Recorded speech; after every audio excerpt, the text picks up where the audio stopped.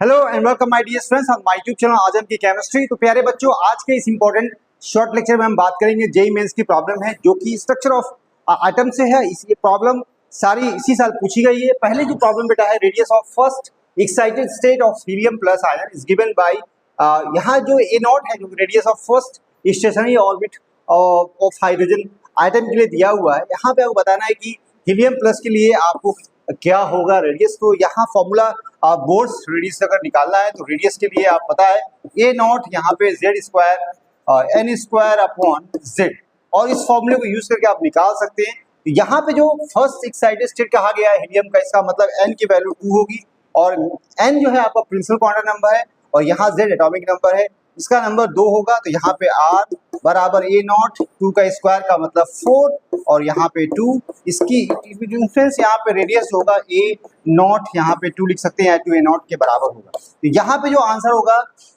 2 ए not के बराबर होगा radius of helium first excited state के बारे में अगर बात करें तो। सेकंड जो क्वेश्चन यहाँ पे दिया है, इन मल्टी इलेक्ट्रॉन सिस्टम है following orbits describe by the 3 quantum number will have same energy in the absence of electric and magnetic field। तो यहाँ बेटा देखें तो यहाँ पे अगर देखें तो 1s है, यहाँ पे अगर देखें तो 1s है, यहाँ पे देखें 2s है और यहाँ पे देखें 3p है और यहाँ पे देखें तो यहाँ पे l की वैल्यू बताया 2 होगा तो d हो जाएगा, यहाँ पे 3d हो जाएगा और यहाँ पे भी आप देखें तो 3d हो जाएगा और यहाँ पे पता है कि 3d जब ऑर्बिटल्स होते हैं तो 5 ऑर्बिटल्स है उस कंडीशन में यहाँ पे +2 +1 यहाँ पे उसके बाद 0 -1 और यहाँ -2। तो उस कंडीशन में सारे जो ऑर्बिटल्स है दोनों ऑर्बिटल क्या है डीजेनरेट है in the presence of electric in absence of electric and magnetic field. यहाँ पे किसी तरह के एनर्जी का डिफरेंस नहीं होगा और यहाँ पे जो दो ऑर्बिटल्स हैं इनकी एनर्जी क्या है सेम। तो इस कंडीशन में आपको आंसर मिलेगा यहाँ पे डी और ई, जो कि दोनों स्टेटमेंट इज करेक्ट